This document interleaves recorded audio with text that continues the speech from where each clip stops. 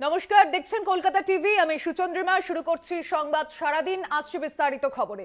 New টাউনের হোটেলে বিজেপির গুরুত্বপূর্ণ বৈঠকে অমিত শাহ, জেপি নাড্ডা। লোকসভা ভোটের আগে রণকৌশল ঠিক করতেই এই বৈঠক। বঙ্গ বিজেপির নির্দিষ্ট কয়েকজনকে বৈঠকে ডাকা হয়েছে।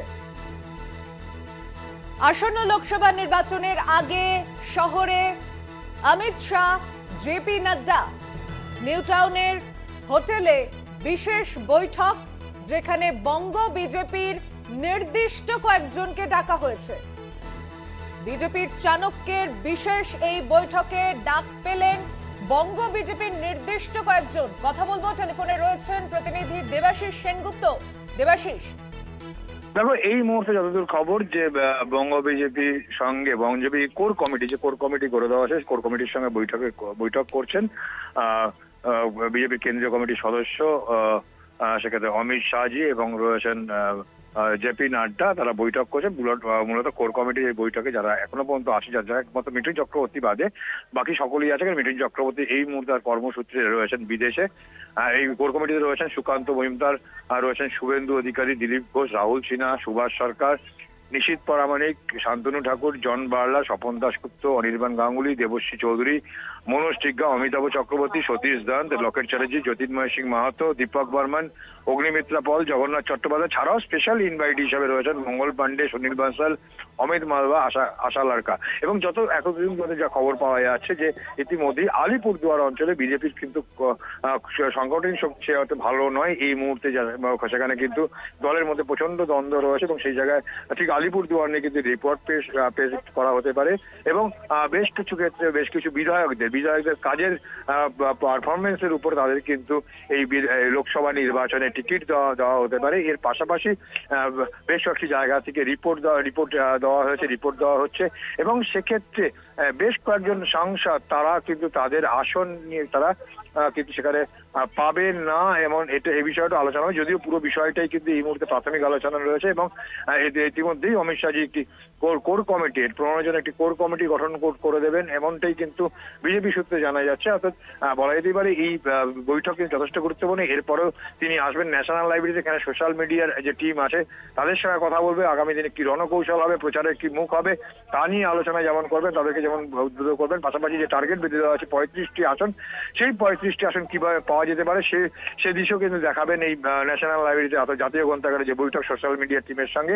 জেলা থেকে বিভিন্ন সোশ্যাল মিডিয়ার যারা নেতৃত্বস্থানীয় আছে তারা কিন্তু এই বৈঠকে উপস্থিত থাকছেন।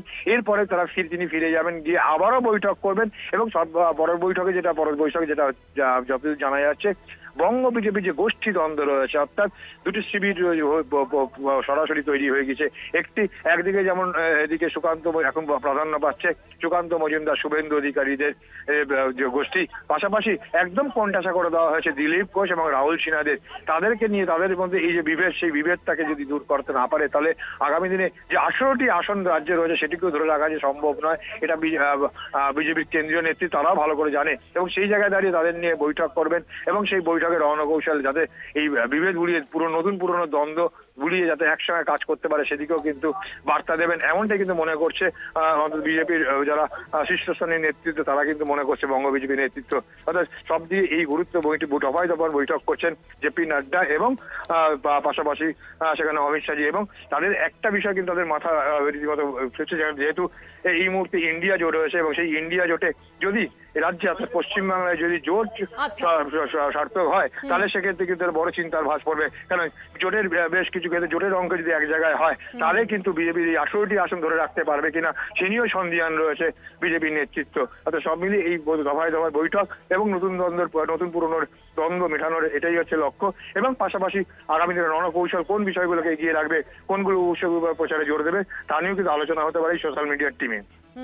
যদি অনেক ধন্যবাদ দেবাশিস সেনগুপ্ত আমাদের প্রতিনিধি। কথা বললাম তার সঙ্গে। লোকসভা ভোটের এই রণকৌশল বৈঠক, যেখানে শাহ কি বার্তা দেন সেদিকে নজর রয়েছে। তবে কিছুটা কম গুরুত্ব কি রয়েছে প্রাক্তন রাজ্য সভাপতিদের? দিলীপ ঘোষ, রাহুল সিনহার মুখ ভার, এমনটা মনে করা হচ্ছে রাজনৈতিক মহলের অনুমান যে তাদের গুরুত্ব আরো কমতে পারে দলের মধ্যে। এই প্রসঙ্গে রাহুল সিনহা কি বলেছেন একবার শুনুন। শাহজি এবং নাড্ডাজি দুজনে সেই ব্যাপারে আমাদেরকে